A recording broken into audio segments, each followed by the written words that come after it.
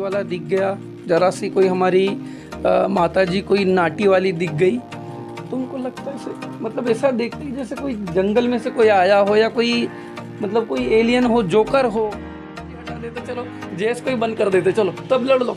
लड़ेंगे क्या? ये नहीं लड़ेंगे, घर बैठ जाएंगे। इसलिए सभी को बोलो भाईचारा बना के रखो। ठीक है, लड़ना भी ठीक है, कोई नहीं।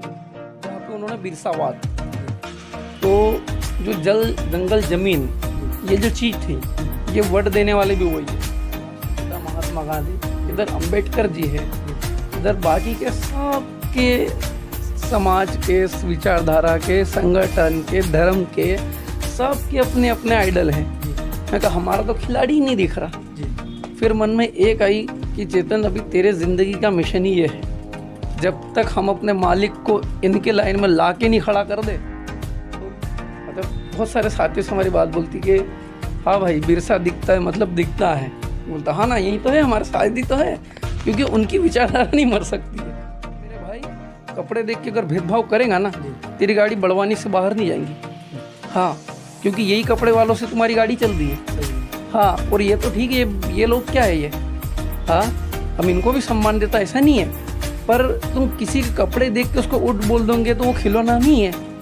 हाँ, मैं बोला कि वो धोती अभी भी हिला भी देगा ना, तो वो गाड़ी खरीदने की औकात है उसकी। बोल देते हैं, पहले छिमटिया बोल देते थे हमको, मामा बोल देते थे हमको।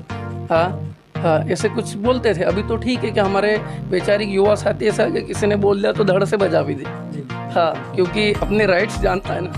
तो भाई ये इंटरव्यू देखेंगे, पर कमेंट में ज़रूर ये चीज़ इन साथियों को बताना कि इनके पास में अगला अतिथि कौन आना चाहिए, उठता कौन आना चाहिए, या ये बदलाव क्या करना चाहिए, सुधार क्या करना चाहिए, और क्या अभी तक अच्छा रहा वो भी बताना है, और कुछ नेगेटिव रहा है, कुछ कमी भी है, क्योंकि वो चैनल अपना है, लोग अपने, भाई अपने हैं। मैं यही बोलूँगा, और वो ये वाला वो टाइटल नहीं बोलेंगे कि लाइक करो, शेयर करो। नमस्कार दोस्तों, मैं दीपक मुजालदे एक बार फिर से आपको वॉइस ऑफ इंडिजिनस पीपल में आपका स्वागत करता हूं। साथियों, आज हमारे बीच में जेएस के वो शुरुआती दौर के साथी और एक ऐसे सामाजिक चिंतक जो जिनकी कलम हमेशा आदिवासियों के मुद्दों पे प्रखर होकर बुलंद होती रहती है, तो ऐसे हमारे शख्स हैं आज हमारे बीच में चेतन इंद्रा पटेल जी। आपका चेतन भी, आपका हमारे यूट्यूब चैनल पर बहुत बहुत स्वागत है। थैंक यू भाई। तो आज के समय में जो आदिवासी समाज में, एक आदिवासी समाज के युवाओं में एक समाज के प्रति जो समर्पण भाव देखा गया है, समाज के हक अधिकारों के लिए जो सड़कों पे जिस तरह से युवा उतरते हैं, तो आप जिस समय से आपने शुरुआत करी, उस समय की परिस्थितियाँ क्या रही आप?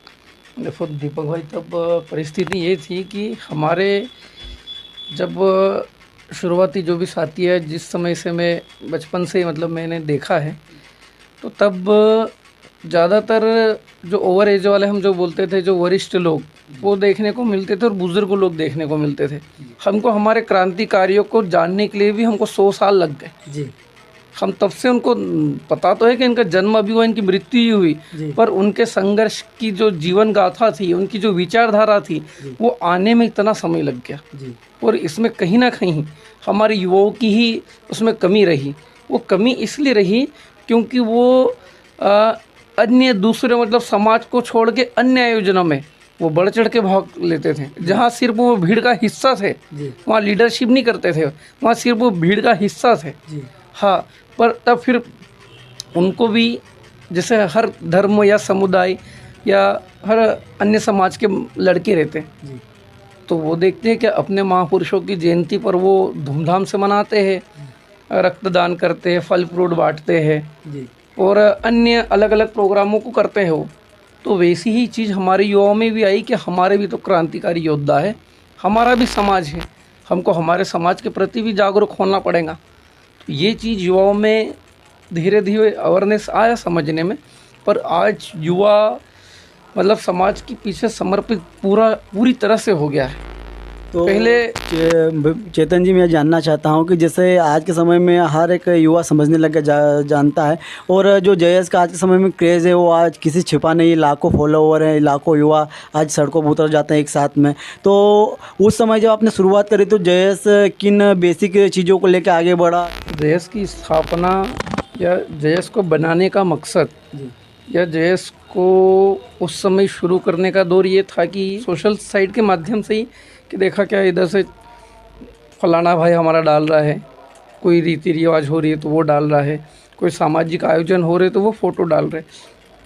तो सारे युवाओं ने जो मील के पत्थर थे, शुरुआती साथी, तो उन्होंने सोचा कि यार उस भाई के अंदर भी समाज के लिए आग है, मेरे अंदर भी आग है, तो मिलकर बनाते और एक प्लेटफॉर्म बनाते।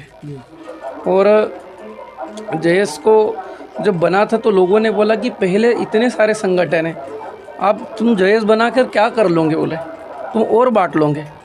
पर हमारा ये था कि यार जेएस को बनाना सिर्फ उसमें जो युवा शब्द लिखा है ना, उसमें युवा इसलिए लिखा है क्योंकि एक बोलते हैं ना, एक योद्धा कभी रिटायर नहीं होता है, वो आखिरी सांस तक योद्धा ही रहता है। और हमको युवा इसलिए लिखा हमने क्योंकि युवा युवती नहीं, युवा में युवती भी आ जाती है। हाँ, और हमने ये सोचा कि हमको बोलते जैसे हमारे बोलते कि 2 लोगों से घर चलता है, तो हमारा समाज जो हमारा संगठन है वो भी 2 लोगों से ही चलेगा और अनेकों लोगों से चलेगा। तो हमको भेद नहीं करना है, हमारे समाज में भेद किया ही नहीं जाता है, इसलिए युवा शब्द का भी इस्तेमाल इसीलिए किया था उसमें। और शक्ति यानी आने वाला पावर हमारा, तो वही करके वो जेएस फिर वो अपना नाम एक हुआ, जिसकी परिकल्पना नाम की भैया थे एक अपने यहाँ बलराम जमुरा, उन्होंने ये नाम रखा था और उन्होंने अपनी बच्ची का भी नाम जयसी का रखा है। और आगे मैं उम्मीद करता हूँ जेएस आगे और आने वाले युवाओं के लिए और बाद की युवाओं के लिए एक इतिहास बना कर जाएगा और समाज में एक मजबूत, वो अपन बोलते हैं ना, कौन सी दीवार है वो, आधार स्तंभ, तो एक मीनार बन के जाएगा। और बाकी के जो युवा है, जो बचपन से जब कोई एनालिसिस करेगा तो हमारा समाज का इतिहास उनको कहीं उठा के देखना नहीं पड़ेगा। जेएस ने समाज में, देश में, जहाँ भी है अच्छी क्रांति कर दी है। तो जेएस इतना पॉपुलर हो चुका है, इतना फेमस हो चुका है, मध्य प्रदेश के साथ में पूरे देश में पहचाना जाने वाला संगठन हो चुका है, तो उसके बावजूद भी ऐसा देखा गया कि जेएस के कार्यकर्ता आपस में एक दूसरे से उलझते हुए पाए गए। तो इन चीज़ों के पीछे क्या वजह रही? जो संगठन समाज के मूल उद्देश्यों को लेकर आगे बढ़ा था, कहीं वो अपने रास्ते से भटक गया या फिर नेतृत्वकर्ताओं की कोई कमियाँ खामियाँ रही है, कुछ सुधार करने की गुंजाइश आपको दिखती है? देखो, मानो ना मानो, हमारे युवाओं में, हमारे लोगों में अनुशासनहीनता की बहुत कमी है। वो सुनना नहीं चाहते, समझना नहीं चाहते, बैठना नहीं चाहते और भविष्य को लेकर दूरदृष्टि सोच नहीं है। आज देखो, कोई भी चीज़ सफल होती है तो उसके 2 भाग होते हैं, चाहे वो संगठन हो, व्यक्ति हो, जो भी हो। जो भी चीज़ सफल होगी तो उसके 2 भाग हो गए। तो वैसे ही जेएस के साथ हुआ, वो आज अपनी सफलता की राहों में खुद अपनी हदें पार करके वो बहुत आगे जा चुका है। और हम बोलते हैं ना, क्या अगर कोई अच्छा बेटा होता है तो उसके बाप बनने की बहुत कोशिश करते हैं, और अगर किसी की बिगड़ी औलाद होती हो तो उसका कोई नाम देना पसंद नहीं करता। ये सेम चीज़ जेएस के साथ हो रही है। क्या हर कोई बोलने के लिए तैयार है कि मैं संस्थापक हूँ, मैं संरक्षक हूँ, मैं फाउंडर मेंबर हूँ, मैं राष्ट्रीय प्रभारी हूँ? तो मैं उन लोगों को यही बोलना चाहता हूँ कि ये बोलने से नहीं काम चलेगा। लोग आपका इतिहास देखेंगे ना, हाँ, आपका इतिहास देखेंगे, आपका योगदान देखेंगे। बिना योगदान के हम बोल सकते कि किसी चीज़ को ये मेरी है, उसके लिए हमको कीमत तो चुकानी पड़ेगी ना। हाँ, तो वो आने और जाने वाले लोग हैं और वो अपने स्वार्थ के लिए रहने वाले लोग हैं, वो किसी के सगे नहीं है। ये मैं बात स्पष्ट कर लूँ। और ये जो आपस में लड़ रहे हैं ना, ये खुद को चेहरा बनाने के लिए लड़ रही है, समाज को बनाने के लिए नहीं लड़ रहे। अगर ये समाज को बनाने के लिए अगर ये करे तो ये सारे भाइयों को अपना भाई माने। हाँ, जैसे लोग बोलते हैं कि जेएस संगठन ही जो है, पर मेरी नज़र में मैं जेएस को अपना परिवार मानता हूँ और उससे जुड़ा हर एक सदस्य या उसकी विचारधारा को फॉलो करने वाला है और उस पर एक कतरा भी विश्वास करने वाला, मैं उसको अपने घर का सदस्य मानता हूँ, अपने परिवार का हिस्सा मानता हूँ। जो अभी आने वाले समय में जो विधानसभा चुनाव आने वाले हैं और जेएस के एक गुट ने बोल भी दिया है कि हम मिशन 2023 पे काम कर रहे हैं, और यही पिछले 5 वर्ष पूर्व 2018 में भी मिशन 2018 के नाम से चलाया गया था। तो आने वाला समय में जेएस की क्या रणनीति रहेगी? क्या जेएस पूर्ण रूप से राजनीति में आएगा या फिर अप्रत्यक्ष रूप से कहीं किसी पार्टी को समर्थन करेगा या फिर और कहीं कोई नया ऑप्शन बना सकता है जेएस? देखो, मेरा तो ये कहना है कि चाहे संगठन हो या व्यक्ति हो, हर कोई स्वतंत्र है। जी अगर आपने आपके क्षेत्र में काम किया है, जी अगर आप आपकी मूलभूत सुविधाओं को लेकर अगर आप मुद्दे अगर से लड़े हो, जी बिजली के लिए, सड़क के लिए, पानी के लिए, शिक्षा के लिए, स्वास्थ्य के लिए, जी आपने छोटे स्तर से शुरुआत की है, जी और अगर आपको आपका भविष्य दिख रहा है, जी जो मेरे भाई वो हमारे ही भाई चुनाव लड़ेंगे, कोई दूसरा लड़ने नहीं आएगा। जी हाँ, हम उनको भी समर्थन करते हैं, पर ये हमारा बोलना होता है कि अगर आप किसी राजनीतिक दल से जाते हो ना, तो स्पष्टवादी सीधे तौर पे जाओ, जी पर समाज और संगठन को ढाल मत बनाओ। सही है। क्योंकि व्यक्ति चुनाव लड़ता है, समाज चुनाव नहीं लड़ता, संगठन चुनाव नहीं लड़ता है, व्यक्ति चुनाव लड़ता है। जी और उसके बैक सपोर्ट में या फुल सपोर्ट में, ठीक है, हिस्सा है तो वो अलग बात है, पर हम अपने व्यक्तिगत के तौर पे अगर आज मुझे चुनाव लड़ना है, मैं अगर चाहूँ पार्टी से टिकट मिलता हो तो मेरी मर्ज़ी, चाहे कांग्रेस से लड़ूँ, भाजपा से लड़ूँ, सपा से लड़ूँ, किसी से भी लड़ूँ, उसके लिए मैं स्वतंत्र हूँ। पर ये चीज़ मैं अपने लोगों में सीधा कर दूँ कि लोगों को बोलूँ कि भैया मैं सारे संगठनों को अपना मानता हूँ, जी पर मेरे पीछे कोई संगठन मैं ये नहीं चाहता हूँ, क्योंकि देखो वहाँ चुनाव जीतोगे भी आप और हारोगे भी आप, पर आपकी जीत में और आपकी हार में आपके संगठन की हार होगी या आपके समाज की हार होगी, तो ये चीज़ बर्दाश्त करने वाली नहीं है। हाँ, क्योंकि देखो बहुत सारे लोग अपना अपना ये करने के लिए कि हम संगठन का सपोर्ट ले लेंगे तो मदद करेंगे। जी अरे भाई, उसी संगठन से 10 लोग लड़ लिए तो क्या करोगे तुम? फिर तो सब इस्तेमाल करेंगे, इसने करा तो उसने भी करेंगे, उसने भी करेंगे, पर उसकी बुराई पर संगठन की बुराई होगी, उसके लोगों की भी बुराई होगी। तो इस चीज़ का विशेष तौर पर मैं, जो भी चुनाव लड़ना चाहता है भाई, वो स्वतंत्र रूप से लड़े, चाहे किसी भी दल से लड़े, कोई दिक्कत नहीं है क्या, पर अपने स्वार्थ के लिए समाज को और समाज के लोगों को दांव पर ना लगाए, क्योंकि चुनाव 5 साल का है और समाज हजारों करोड़ों साल के लिए है, और उससे लोग हमारे टूटते हैं। तो सबका रुझान चुनाव से नहीं है ना, सही है। और चुनाव से ही समाज की परिस्थिति बदल जाती है। तो आज 75 साल में हमारे ही सांसद, विधायक, मंत्री बन रहे हैं, जी पर समाज के हालात बदले? समाज को सिर्फ बदला है तो सामाजिक संगठनों ने बदला है और सामाजिक विचारधारा ने बदला है, नहीं तो इन्होंने ताकत लगाई थी कि आज तक सही है। नहीं लगाई ना। तो हमको ठीक है, प्रशासनिक तौर पर कि हमारे लोग बैठेंगे तो हमारे लोगों को मदद करेंगे, जी उनके मुद्दों को लेकर, उनकी लड़ाई को लेकर, उनके हक सम्मान को लेकर, पर हम अपने स्वार्थ के लिए क्या बोलते हैं, हम संगठन को दांव पर लगाए, वो मेरा कहना वो गलत है। जी हाँ, क्योंकि लोग फिर ये बोलेंगे यार वो जेस वाले तो बस सिर्फ चुनाव के समय चुनाव लड़ते हैं यार, तो उसमें किसी एक व्यक्ति की हार नहीं होगी, एक व्यक्ति की बुराई नहीं होगी, पूरे संगठन की बुराई होगी। ठीक है, मैंने तो चुनाव लड़ लिया, कोई दिक्कत नहीं, लोग मुझे बोले ना, पर मेरी गलती की वजह से अगर लाखों लोगों को बोलेंगे तो ये तो गलत है ना। हाँ, इस बात का बहुत बुरा लगता है भाई। हाँ, मैं तो बोल रहा हूँ, अभी दोबारा बोल रहा हूँ, स्वतंत्र रूप से हमको किसी पार्टी से अगर मिलता हो तो पार्टी से लड़ो, नहीं मिलता हो तो निर्दलीय लड़ो, खुलेआम लड़ो, अपने नाम से लड़ो, अपनी पहचान से लड़ो, और आपने जो काम किया है उस काम को बता के लड़ो। आपको किसी का सहारे की ज़रूरत नहीं है, लेना नहीं पड़ेंगे आपको, क्योंकि वहाँ चुनाव आप लड़ रहे हो, पर्ची में आपका नाम रहेगा, संगठन का नाम रहेगा क्या? हाँ, वहाँ व्यक्ति लड़ता है ना, और व्यक्ति ही बैठेगा। तो मैं बोलता हूँ कि आपके नाम से लड़ो ना, दिक्कत क्या रही है। हाँ, तो चेतन जी, आप की बातें हमें बहुत एक नए जो हमारे व्यूअर देख रहे हैं और जो जयस के युवा अगर देख रहे हैं तो उनको, उनके तक भी एक मैसेज जाएगा कि किस तरह से जयस बना, किस तरह से एक घर तैयार हुआ है। तो इस घर में थोड़ी बहुत चीज़ें चलती रहती है, लेकिन इसमें सबको ज़रूरत है सबको मिलजुल के रहने की, और हर मुसीबत से, हर आपदा में साथ कंधे से कंधा मिला के आगे बढ़ने की। तो चेतन जी, मैं एक चीज़ जानना चाहिए, मेरे दिमाग में पहले से भी चीज़ थी कि आप बिरसा ब्रिगेड के राष्ट्रीय प्रवक्ता हो, और आपने जो बड़वानी जो ज़िला है, बड़वानी में आप जय बिरसा नाम से लोगों को संबोधित करते थे। तो आपके साथ में सामने और भी कई ऐसे महापुरुष हैं, लेकिन बिरसा मुंडा जी आपका झुकाव उनकी तरफ बहुत कुछ ज़्यादा है। तो उसकी क्या वजह है? क्या बिरसा मुंडा जी के योगदान को आप अपने बहुत करीब से देखा है, और ये ऐसी चीज़ें जो आपको उनके बहुत नज़दीक ले जाती हैं?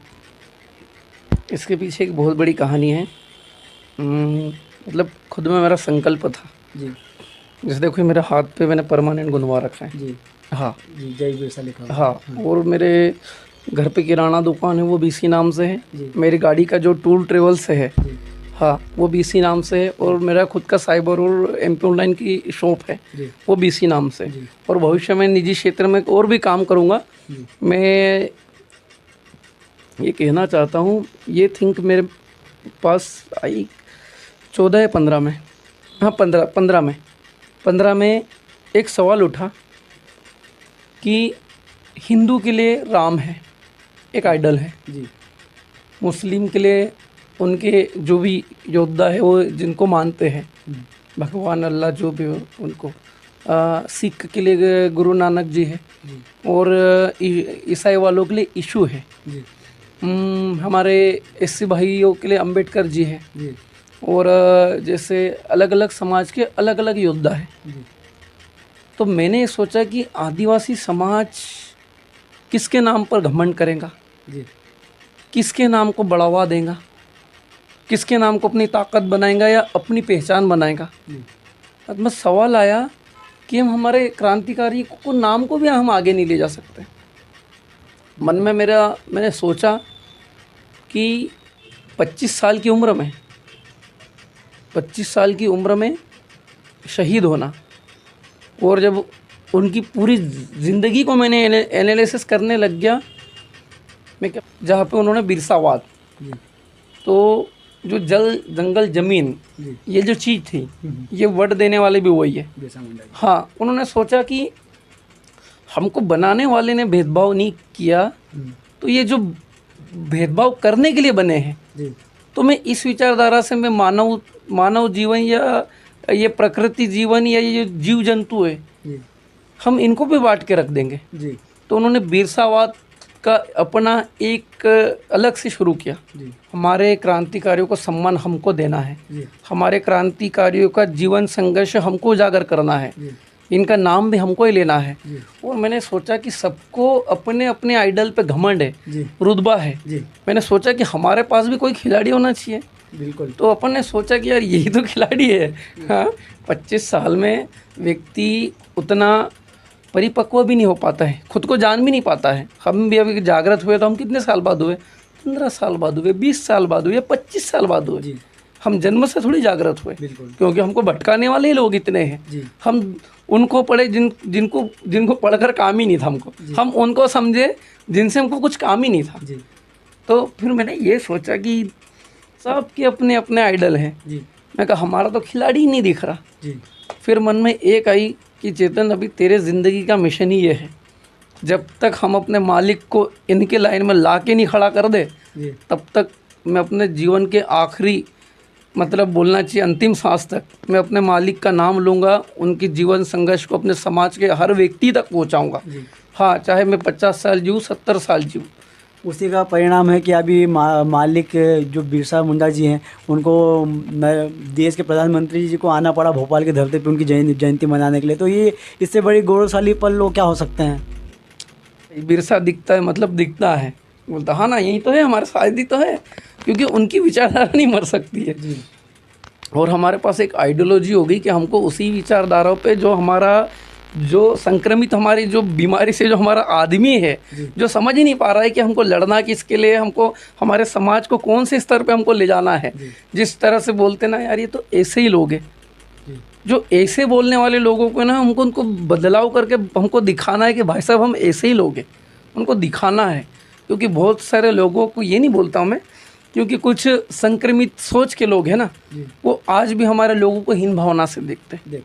भले वो बोल नहीं पाएंगे, पर जरा सा कोई धोती वाला दिख गया, जरा सी कोई हमारी माता जी कोई नाटी वाली दिख गई, तो उनको लगता है ऐसे मतलब ऐसा देखते हैं जैसे कोई जंगल में से कोई आया हो या कोई मतलब कोई एलियन हो, जोकर हो। और मैंने देखा एक बार तो मैंने गाड़ी वाले को डांटा, मैंने गाड़ी वाले को बोला कि मेरे भाई कपड़े देख के अगर भेदभाव करेगा ना, तेरी गाड़ी बड़वानी से बाहर नहीं जाएंगी। हाँ, क्योंकि यही कपड़े वालों से तुम्हारी गाड़ी चल रही है। सही है। हाँ, और ये तो ठीक है, ये लोग क्या है ये, हाँ हम इनको भी सम्मान देता ऐसा नहीं है, पर तुम किसी के कपड़े देख के उसको उठ बोल दोगे तो वो खिलौना नहीं है। बिल्कुल। हाँ, मैं बोला कि वो धोती अभी भी हिला भी देगा ना तो वो गाड़ी खरीदने की औकात है उसकी। सही है। हाँ, पर हमारे लोगों के प्रति आपका नज़रिया बदल लेना। हाँ, क्योंकि हमारे लोग सभ्य हैं, बोलते नहीं हैं। आपने उड बोला तो आपके सम्मान के लिए वो उड़ गया, हाँ, पर आपने उनका सम्मान रखा क्या? बिल्कुल। हाँ, अगर इसके जगह कोई पेंट शर्ट वाला रहता, कोई कोट वाला रहता, आप उठाते?